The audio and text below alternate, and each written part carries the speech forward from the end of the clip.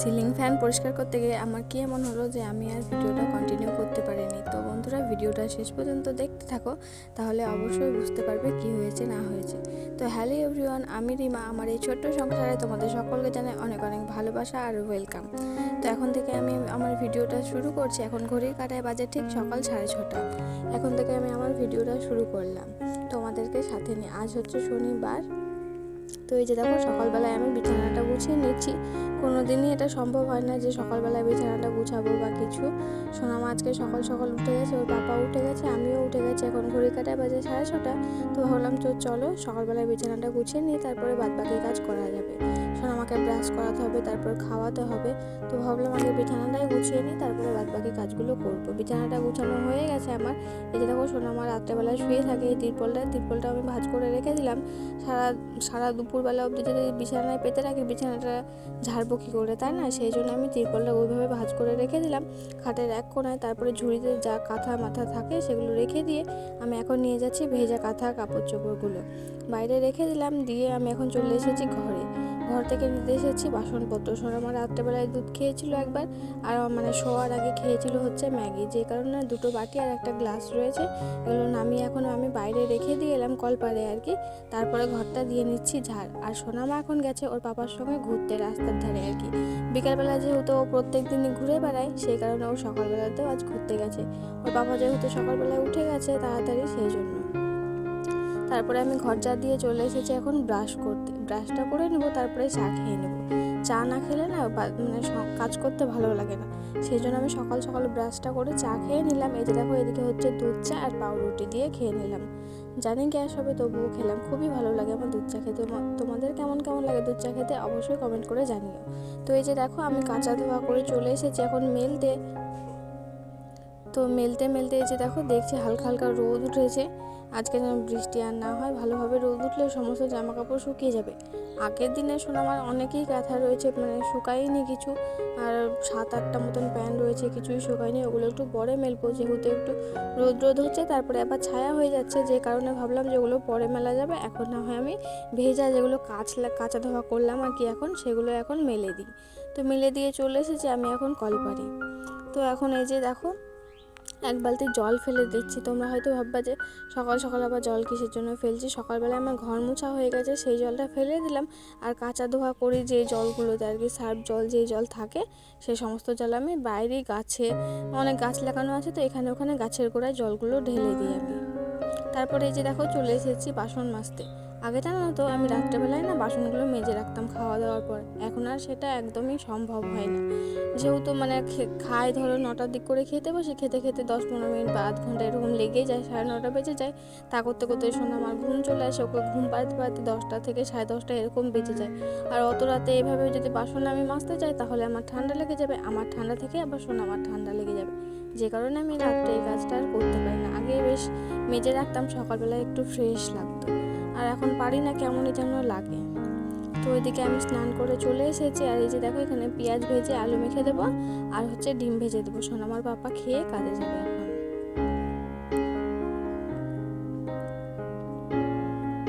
আর এই যে দেখো, আমি এখন এখানে ডিমটা দিয়ে দিলাম কড়াইয়ের মধ্যে। হালকা পেঁয়াজ দিয়েছি, একদমই কাঁচা লঙ্কা দিইনি, ঝাল লাগে, যে কারণে আমি এমনিই ডিমটা ভাজি। আমরা আর কি এমনিই খাই লঙ্কা ছাড়া আর কি। তারপরে সোনামার পাপাকে খেতে দিয়ে এদিকে আমি চলে এসেছি ঘর পরিষ্কার করতে। ঘর পরিষ্কার সচরাচর আমার ডেইলি করা হয় না। ওই সামনে একটা ঝাড় দিয়ে মানে বেরিয়ে আসি। খাটের তলামলাগুলো অনেক দিন বাদে 1 মাস বা 1.5 মাস, 2 সপ্তাহ 3 সপ্তাহ এরকম বাদে আমি খাটের তলাটা পরিষ্কার করি। আর আজকে ভাবলাম, যেহেতু ফার্নিচারগুলো অনেক দিনই মোছা হয় না, আলমারি, আলনা, তারপরে খাটের এই যে স্টিলের এগুলো মোছা হয় না অনেক দিন, যে কারণে ভাবলাম যে আজকে রবিবার, ওর ঠাম্মার স্কুল নেই, যে কারণে ওকে নিয়ে আছে, সোনামাকে নিয়ে আছে, তো ভাবলাম আমি এই কাজগুলো করে নিই। ওই যে দেখো, আলমারিটা সর্বপ্রথম মুছে নিলাম সার্ফের জল দিয়ে, তারপরে এমনি জল দিয়ে ধুলাম, তারপরে হচ্ছে শুকনো কাপড় দিয়ে। আর শুকনো কাপড় না দিলে, যেহেতু এটা টিনের আলমারি, জং পড়ে যাবে, যে কারণে আমি শুকনো কাপড় দিয়ে মুছে নিলাম। তারপরে এই যে দেখো, এদিকে আলনাটাও মুছে নিচ্ছি আমি। আর এই আলনাটা হচ্ছে দেখি আমার না, এটা হচ্ছে আমার মাসির, আমাদের বাড়িতে রেখে গেছে, যে কারণে ভাবলাম আমার ফার্নিচারগুলো যেহেতু মুছছি, তাহলে এটাও আমি মুছে দিই। তারপরে আমার আলনাটা তোমাদেরকে দেখাই। যে দেখো, মোছা হয়ে গেছে। তারপরে এখানে সোনামার ঝুড়িতে খাবারের কৌটো মোটো সব কিছু আছে, হরলিক্সের কৌটো, জলের বোতল, এগুলো রেখে দিলাম। তারপরে যে দেখো খাটের এগুলো না, আগে আমার যখন বিয়ে হয়েছিল তারপর পর আর কি প্রথম আমি প্রত্যেক দিনই খাটের এগুলো, তারপরে ফ্রিজ, এগুলো ডেইলি মুছতাম আর কি। এখন আর সময় পাই না, নিজে যেরকম চিরুনি করতে ভুলে যায় সেরকম হচ্ছে যে কি এইসব ফার্নিচারগুলো মুছতেও ভুলে যায়।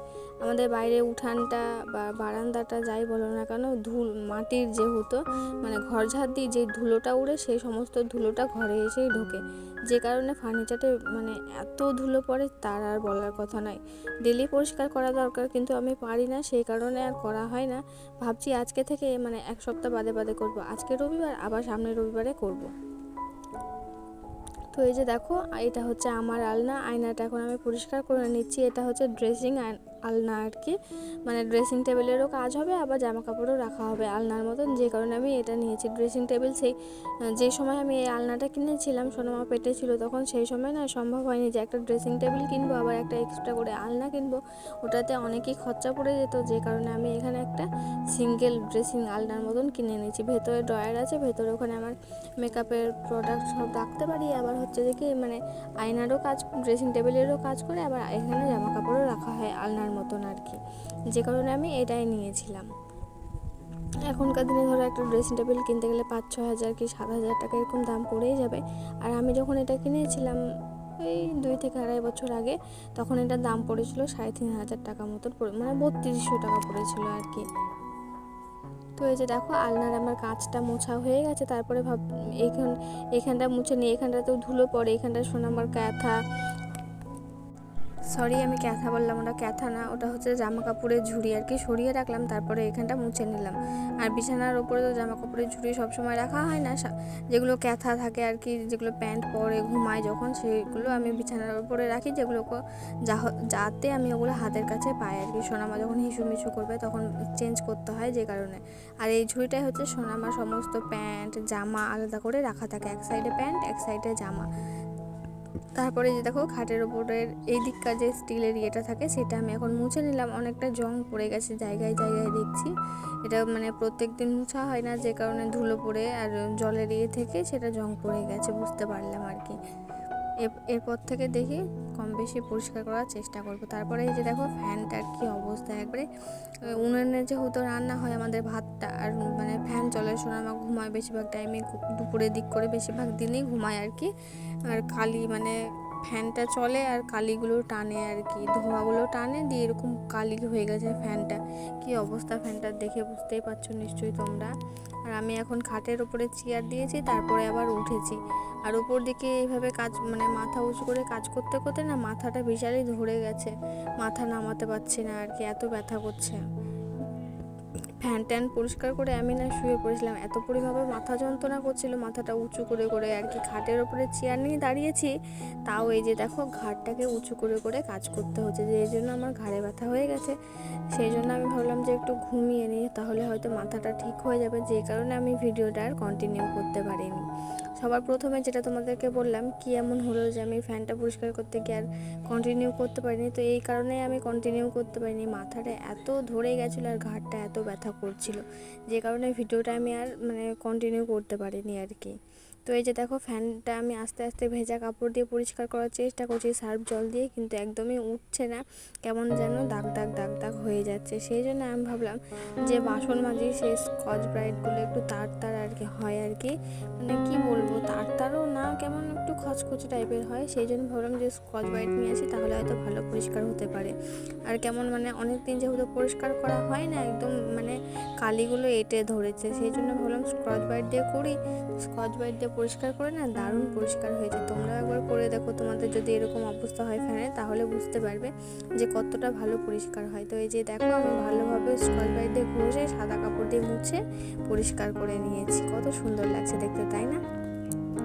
তো এই যে দেখো ফ্যান পরিষ্কার করে আমি এখন নেমে গেছি, আর আমার মুখটার অবস্থা দেখো কি পরিমাপে ঘেমে গেছি, অনেকই কষ্ট হয়ে গেছে। তারপরে ফ্যানটার দিকে তাকিয়ে ভাবছি কি সুন্দর লাগছে দেখতে। তো চলো বন্ধুরা, আমার ভিডিওটা আজকে এই পর্যন্ত, নেক্সট ভিডিওতে দেখা হবে আবারও।